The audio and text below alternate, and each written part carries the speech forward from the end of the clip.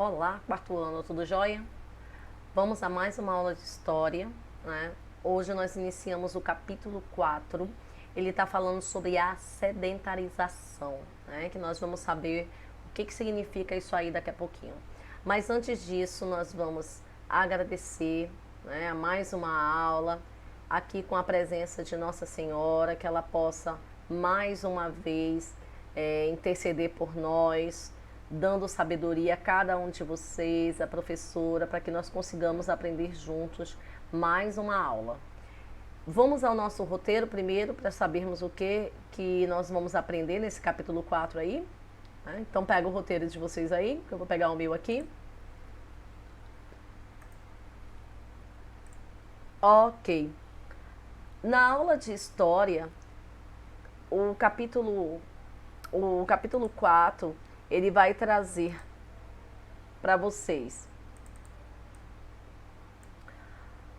a compreensão sobre o conceito de sedentarização e a sua relação com o surgimento da agricultura, analisar o papel que os calendários tinham no cotidiano das primeiras comunidades humanas e analisar a relação entre a agricultura e o surgimento das primeiras cidades. Tá? A aula de história hoje, ela vai se concentrar nas páginas 54 a 59, tá? Após o vídeo explicativo da professora, já sabem, tem os links aqui para melhor compreender o assunto, então eu sugiro que vocês entrem nesses links aqui, tá? Antes de realizar as atividades, mais uma vez eu estou pedindo isso. E aqui vocês irão realizar as atividades que estão nas páginas 55, 57 e 59, e essa semana em História não haverá atividade complementar. Combinado? Então vamos lá? Pegando o nosso livro aí na página 54. Vou pegar o meu aqui, esperar vocês. Ok. A sedentarização. Primeira coisa, o que significa essa palavra, professora Alcirene? O que sedentarização quer dizer? Tá? A palavra sedentarização é basicamente quando um povo deixa de ser nômade para se fixar em um lugar próprio, né? Esse processo pelo meio por qual o homem passa a habitar de forma fixa, a partir das práticas agrícolas, ele deixa de ser nômade para viver permanentemente sem estar mudando de lugar. Né? É o que acontece com alguns de nós. Né? Quando o papai e a mamãe casaram lá, o que eles fizeram? Foram comprar uma casa, ou o vovô e a vovó, e eles construíram uma história com uma família nesse lugar. Né? Coisa que nós estudamos lá nas idades e nós vimos que não acontecia. Né? Então vamos conhecer melhor isso aí, como é que acontece, como é que se deu essa sedentarização, como é que isso ocorreu. Então, dando continuidade aqui no nosso livro, nós temos uma belíssima imagem aqui, ó, de abertura da nossa capa. Estão vendo aí? Essa imagem, ela começa aqui na página 54, né? Ele está dizendo aqui pra gente que esse aqui é o assentamento neolítico de Skara Brae, nas Ilhas Orcades, construídos em 3180 e 2500 a.C. Esse é um patrimônio mundial pela Unesco e fica localizado na Escócia, no Reino Unido. Essa foto aqui foi tirada em 2012 desse lugar, né? Um lugar belíssimo. E no nosso Todos a Bordos, ele pergunta: você conhece esse lugar? Ou você já havia ouvido falar, pelo menos nesse lugar? Né? Ele é um dos assentamentos humanos mais antigos já encontrados, tá? O sítio arqueológico neolítico Skara Brae, tá? E você sabe quando, por quê e por quem ele foi construído? É o que nós vamos estudar neste capítulo, tá bom? Então, utilizando essa imagem, eu começo trazendo um questionamento para vocês sobre a alimentação, né? O que eles têm em relação com a comida, né? Vocês sabem que o alimento que é a alimentação saudável, e como nós temos que mantê-la no dia a dia, geralmente o papai, a mamãe e o vovô é que controlam, né, o que vocês consomem e o que vocês comem e o que vocês gostam, né? Geralmente é assim. Mas será que sempre foi tão fácil obter esses alimentos, né? Era só abrir a geladeira e pronto, já estava lá? Nós sabemos que hoje, principalmente nesse momento em que nós vivemos, da quarentena, né? Nós sabemos que hoje existem mais facilidade para que nós possamos obter os alimentos, né? Atualmente, sem sair de casa, você pode ligar para um aplicativo ou pedir através de um aplicativo, ligando para restaurante, pedindo as alimentações, né? O que nós chamamos hoje dos deliveries, né? Mas, nos tempos primórdios da história evolutiva humana, a situação era bem diferente do que é agora, né? Nós vimos que essas questões sociais de alimentação adequada era uma coisa que não existia, né? Essa pirâmide alimentar que vocês estudaram não existia. A quantidade de alimentos produzidos, será que era igual ao que nós temos hoje? Né? Essa necessidade da produção de alimento de uma forma sustentável, ela sempre existiu? Será que ela sempre existiu? Então, muitas informações sobre os costumes e crenças dos antigos habitantes desse lugar, do Skara Brae, nas Ilhas Orcades, né? Entretanto, ele observa que as habitações, elas foram construídas, como eu falei, de 3.180 a 2.500 a.C. e até hoje estão preservadas, o que indica um alto grau de desenvolvimento técnico. Com medida de comparação temporal, quantos anos tem a cidade onde eles moram, né? Brasília, por exemplo, completa 60 anos agora em 2020. Já as cidades mais antigas do Brasil têm, sem exceção, menos de 550 anos. Olha aí, vocês sabiam disso? Então, de repente, a gente poderia até elaborar uma linha do tempo e fazer uma pesquisa comparando os habitantes da ilha escocesa, que é apresentado no início desse capítulo.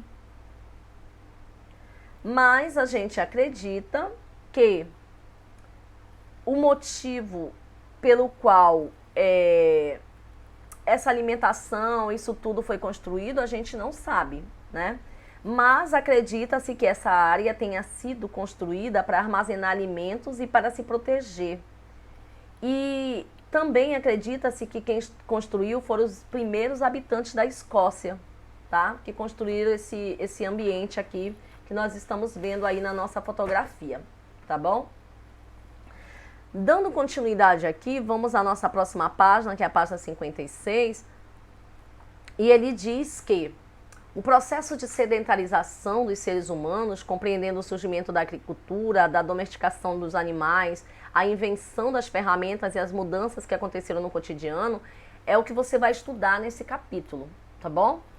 O surgimento da agricultura. Nós temos aqui a imagem da pintura em caverna no Egito, retratada em cenas típicas da vida de antigos agricultores, datada aproximadamente em 3,5 milhões de anos atrás, né?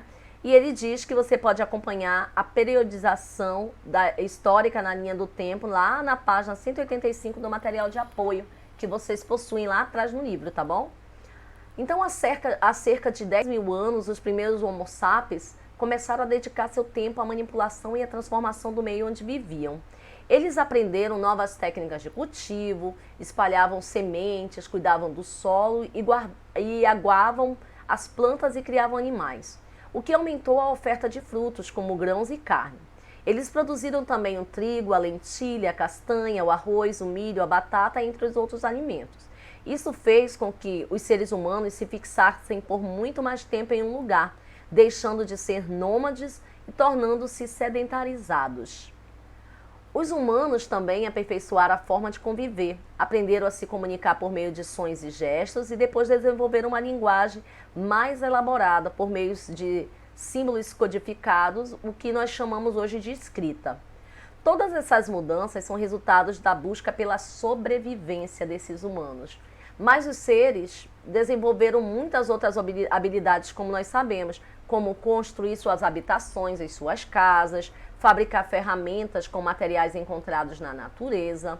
E segundo os estudiosos, esse foi um período em que os humanos passavam tempo com atividades mais variadas e estimulantes, o que deixavam eles menos expostos às ameaças de fome e de doenças. As mudanças do cotidiano. Aqui nós temos imagem de bacias e pedras que eram utilizadas no período neolítico para moer cereais, né? E que se encontra no Museu Jean, na Espanha. Aqui do outro lado nós temos ferramenta feita com pedra, corda e madeira, utilizada em atividades agrícolas no período neolítico, que se encontra no Museu de História da Catalunha, na Espanha. Então, o surgimento da agricultura não aconteceu de uma hora para outra, não foi rapidinho, né? Esse foi um processo lento e gradativo, ou seja, ocorreu em etapas que envolviam pequenas mudanças na vida cotidiana. E somente depois, com o passar do tempo, os grupos humanos começaram a se fixar em lugares adequados para plantio.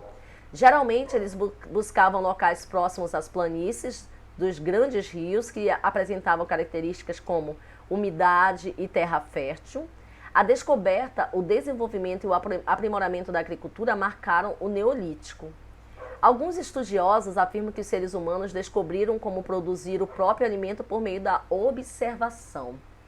E as mulheres, elas desempenhavam um papel fundamental nesse processo, pois eram elas que coletavam as raízes e os frutos enquanto os homens caçavam. Olha lá, cada membro tinha a sua função, né? E as mulheres, elas perceberam que muitas das sementes espalhadas pelo solo, elas germinavam com o tempo e que nasciam plantas iguais às que elas coletavam anteriormente. Então aqui, depois da gente ter essa explicação, e eu quero que vocês observem as mudanças ocasionadas pelo surgimento da agricultura. Vocês podem até discutir isso aí com o papai, com a mamãe, e que vocês verifiquem como essas mudanças afetaram o surgimento no período paleolítico, quais são os reflexos dessa transformação nos dias atuais, e em seguida eu quero que vocês anotem aqui o que vocês acharam de interessante, tá bom? A página 58, ela vem trazendo a temática a organização das primeiras comunidades neolíticas, né?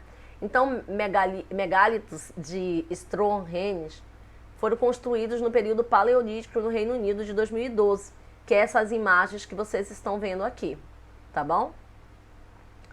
E em razão das necessidades de alimentação, vestuários e moradia, os seres humanos começaram a traçar estratégias de organização do tempo e do espaço. Eles criaram o arado para auxiliar no preparo da terra, veículos de tração animal para o transporte de alimentos e pessoas e sistema de irrigação para as plantações. Além disso, por meio da observação da natureza, desenvolveram formas de contar o tempo para saber, por exemplo, qual era a melhor época para se plantar. A observação da natureza fez com que eles fossem capazes de prever os períodos da chuva para organizar a produção agrícola. Foi essa observação e o registro dos fenômenos naturais que deram origem aos primeiros calendários. Existiram vários tipos de calendários organizados por povos de diferentes culturas. Os povos da antiga Mesopotâmia, eles organizaram o seu calendário com base na observação das fases da Lua. E eles criaram assim um chamado calendário lunar, tá? Já os grupos humanos que se fixaram às margens do Rio Nilo, no Antigo Egito, eles desenvolveram um calendário que se baseava no curso do Sol. Sendo assim, eles sabiam quando começavam as cheias do rio e assim eles se preparavam para o plantio, tá? E aqui no Historionauta, vocês vão observar essa imagem, tá? Vão observar as duas imagens que aqui tem e vão responder o que a questão 2 está pedindo, tá? O poder do conhecimento. Aqueles que se destacavam pelo conhecimento sobre a natureza e que sabiam utilizá-lo para organizar o tempo no calendário, eles passavam a ser pessoas importantes e respeitadas. A interpretação dos fenômenos naturais foi fundamental para a agricultura, pois possibilitou a produção de cada alimento nas condições climáticas mais adequadas. Sendo assim, com a criação do calendário, foi possível marcar o tempo e seguir o ritmo da natureza. Os que tinham a habilidade de interpretar fenômenos naturais eram considerados verdadeiros sábios e começaram a assumir funções religiosas como as de sacerdotes. Aqui nós temos a imagem do alto relevo do sumeriano, datado no ano de 2500 a.C. Eles observavam como um sacerdote entregando uma oferenda aqui, ó, a um deus. No Museu Britânico, essa imagem se encontra. E uma das funções dos sacerdotes era observar as estrelas para saber quando se aproximava, por exemplo, a melhor época do preparo da terra para o plantio. Além disso, também faziam oferendas aos deuses e abençoavam as plantações para que elas fossem fartas. As pessoas acreditavam também que os sacerdotes conheciam a vontade dos deuses e sabiam o que fazer para que eles sempre as protegessem, tá? Então, essa aula de hoje nós vamos até essa página e não esqueçam de fazer as atividades, de ler com calma para poder responder certinho e não errar, tá bom? Então, até a próxima aula de história. Um beijão para vocês.